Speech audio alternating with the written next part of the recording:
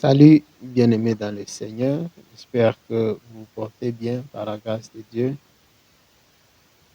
Alors, une fois de plus, bienvenue à notre podcast intitulé Preach and Do. Alors, aujourd'hui, nous allons parler rapidement d'un thème que j'ai intitulé Le courage selon les Écritures. Le courage selon les Écritures. Alors, pour cela, j'aimerais que nous puissions commencer d'une manière introductive avec le livre de Josué, chapitre 1er, du 1er au 9e verset. Nous allons lire quelques versets, mais en sauter d'autres pour gagner du temps. Alors, Josué, chapitre 1er, à partir du 1er verset, après la mort de Moïse, serviteur de l'Éternel, l'Éternel dit à Josué, fils de Nun, serviteur de Moïse: Moïse, mon serviteur, est mort, maintenant lève-toi, passe ce Jourdain, toi et tout ce peuple, pour entrer dans le pays que je donne aux enfants d'Israël. J'aimerais que nous puissions bien noter pour entrer dans le pays que je donne aux enfants d'Israël. Ici, Dieu dit qu'il l'a donné, qu'il donne le pays aux enfants d'Israël. Continuons avec la lecture. Je vais aller au verset 6. Alors, fortifie-toi et prends courage, car c'est toi. Fortifie-toi et prends courage, car c'est toi qui mettras ce peuple en possession du pays que j'ai juré à leur père de leur donner. Fortifie-toi et prends courage. Alors, verset 7. Fortifie-toi seulement et aie bon courage, en agissant fidèlement selon toute la loi que Moïse, mon serviteur, t'a prescrite. Ne t'en détourne ni à droite ni à gauche, afin de réussir dans tout ce que tu entreprendras. Je vais sauter, aller au verset 9, mais si vous avez le temps, vous pouvez lire tous les 9 versets, du 1er au 9e. Alors, que dit le verset 9? N'ai-je pas donné cet ordre? Fortifie-toi et prends courage. Ne t'effraie point et ne t'épouvante point, car l'Éternel, ton Dieu, est avec toi dans tout ce que tu entreprendras. Alors, d'entrée de jeu, si vous remarquez avec moi, dans les 9 versets, Dieu a demandé à Josué d'avoir du courage par 3 fois. Par 3 fois. Ça, c'est quelqu'un qui est avec Dieu. Après que Moïse soit mort, Dieu appelle Josué. Il appelle Josué, il lui rassure qu'il a déjà donné la terre aux enfants d'Israël. Je me disais, mais si Dieu l'a déjà donné, ou il donne cette terre aux enfants d'Israël, il donne ce territoire aux enfants d'Israël, pourquoi il demande à Josué de se fortifier et d'avoir le courage? Par 3 fois, Dieu demande à Josué d'avoir le courage. J'aimerais que nous puissions comprendre et décortiquer ensemble. Pourquoi? Pourquoi Dieu demande à Josué d'avoir le courage? Moïse vient de décéder, Josué est jeune, sans expérience et sans l'expérience nécessaire ou sans la connaissance de certains aspects du leadership que Moïse a expérimenté pendant le temps qu'il était encore vivant. Il s'agissait bien de Moïse, le Moïse que nous connaissons. Vous et moi, nous connaissons tous l'histoire, les défis qu'il a eu à rencontrer avec le peuple d'Israël, la désobéissance du peuple d'Israël, les plaintes du peuple d'Israël. Ça, c'était Moïse, l'homme que Dieu a appelé pour les sortir de l'Égypte, l'homme qui parlait avec Dieu, l'homme que Dieu a choisi pour cette mission noble. Lui qui avait toute l'expérience que Josué n'avait pas d'abord, a expérimenté d'innombrables défis, a expérimenté d'innombrables résistances, qui ont même poussé à ceux qui ne puissent pas voir la terre promise. Maintenant, ici, c'est Josué qui n'était que serviteur à Moïse, qui doit prendre la relève. Il est jeune, sans expérience, et certainement entouré de vieillards entouré de personnes qui ont commencé avec Moïse, entouré de personnes qui étaient d'ailleurs peut-être plus âgées que Moïse.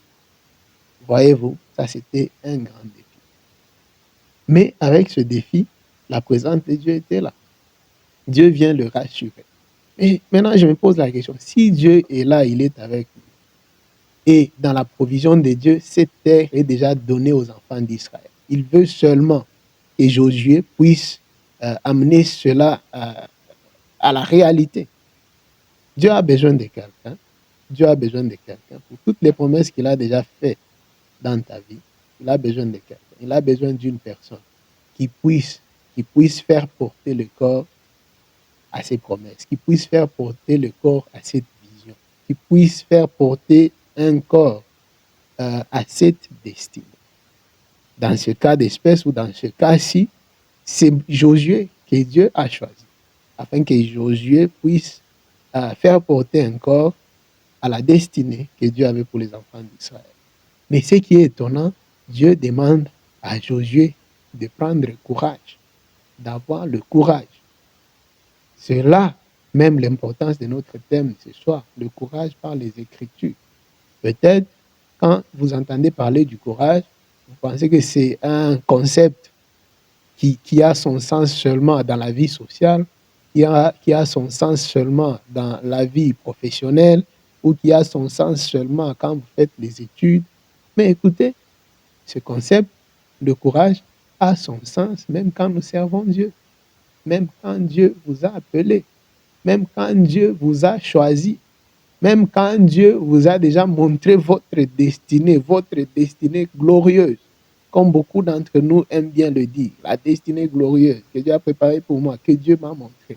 Bien que Dieu a déjà prévu tout ça pour toi, Dieu, le créateur des cieux et de la terre, il va te demander de prendre le courage. Il va te demander d'avoir le courage. Avoir le courage, ce ne sera pas la tâche de Dieu, mais la tâche de toi, son enfant, de toi, son fils, de toi, sa fille, de toi, son serviteur, de toi, la personne qui l'a appelé. Et donc, il faut se rendre compte que dans les tâches ou les responsabilités que Dieu nous assigne, oui, Dieu est là pour notre provision, mais il y a des tâches que nous, seulement nous, en tant qu'humains, nous pouvons accomplir. Il y a des responsabilités que nous, alors seulement nous, devrions assumer. Oui, Josué, Moïse est mort. Oui, tu n'as pas l'expérience requise. Oui, tu n'es pas aussi âgé que Moïse. Oui, tu n'as pas parlé avec Dieu de bouche à bouche comme Moïse. Oui, tu n'as pas jusque-là fait des miracles comme ceux-là que Moïse a fait sous la main de Dieu, mais Dieu t'a choisi et il te demande d'avoir du courage. Pourquoi le courage? Parce que nous sommes dans un monde rempli de défis, d'incertitudes, excusez-moi, d'incertitudes et bien entendu d'opposition. Tu peux avoir un avenir glorieux, une très bonne destinée. Tu peux avoir tous les dons du Saint-Esprit. Tu peux avoir tous les ministères que Christ a donnés. Mais si tu n'as pas le courage, si tu ne prends pas le courage, rien de tout ça ne pourra porter un corps. Et ce sera ta faute et non pas la faute de Dieu. Très important. Alors, bien-aimés dans le Seigneur, ayons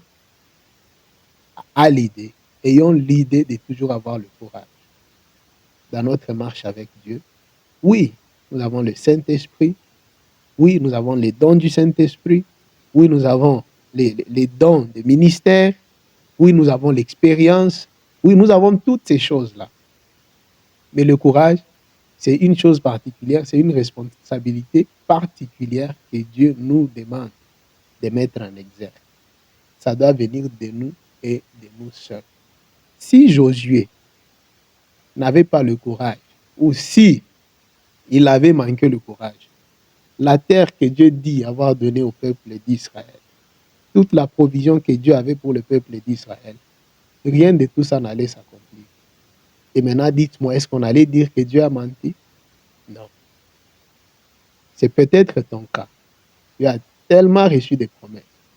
Tu as tellement de dons spirituels. Tu as tellement des appels. Tu as tellement de choses que Dieu a placées en toi. Mais rien ne semble aller de l'avant, malgré tout ce que tu as là. Peut-être, tout ce qui te manque, c'est le courage. Tu as le Saint-Esprit. Tu as le Saint-Esprit. Mais les choses ne semblent pas aller. Peut-être ce qui te manque, c'est le courage. Parce que le courage, là, c'est une provision qui doit venir de toi. Dieu n'a pas dit à Josué que je vais te donner le courage. Il dit, prends courage. Fortifie-toi. Dieu ne dit pas que je vais te fortifier. Il dit, fortifie-toi. Ça, c'est pour dire que le courage, c'est quelque chose qui ne viendra pas de l'extérieur, qui ne viendra pas de quelqu'un d'autre. Ça sera à toi de prendre le courage. Quand les choses vont chauffer, quand les choses deviendront difficiles, quand les choses ne seront pas supportables, ce sera à toi et à toi seul de prendre le courage, de t'engager, afin que Dieu puisse accomplir sa volonté par toi. Alors, ça, c'est le premier chapitre du livre de Josué, déjà dans les 9 versets. Vous voyez l'appel que Dieu a fait,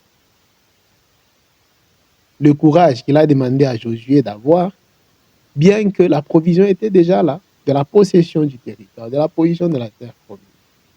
Nous allons voir par la grâce de Dieu avec la suite que réellement Josué avait besoin du courage. Il en avait réellement besoin. Aujourd'hui, je te dis que tu as vraiment besoin du courage. Oui, tu as le Saint-Esprit, c'est très bien. Oui, tu as de l'expérience à servir Dieu, c'est très bien. Oui, tu as la connaissance, c'est très bien. Tu connais la Bible, tu connais la parole de Dieu, c'est très bien. Oui, tu appliques même la parole de Dieu, c'est très bien. Mais il te faut aussi le courage. Il te faut aussi le courage. Et ce courage doit venir de toi. C'est à toi de l'entretenir. Bien que la provision de Dieu est là, bien que Dieu t'a déjà donné une assurance, c'est à toi de prendre le courage. C'est à toi de faire le nécessaire pour que la volonté de Dieu aussi puisse s'accomplir dans ta vie.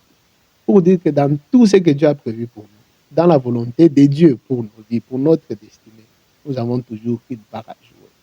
Et sans courage, nous ne serons jamais en mesure de jouer notre partition. Et ainsi, cela va nous amener à faire capoter le plan de Dieu. Et nous allons continuer à nous plaindre.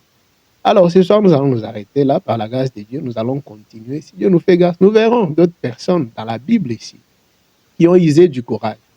Vous allez comprendre avec moi, avec la suite, que le courage est très important. De la même façon que la foi est importante, de la même façon que le Saint-Esprit est important, de la même façon que la dévotion, la consécration, l'appel, les dons sont importants, le courage est aussi très important. Parce que vous pouvez avoir toutes ces choses. Et on vous place dans une très bonne place.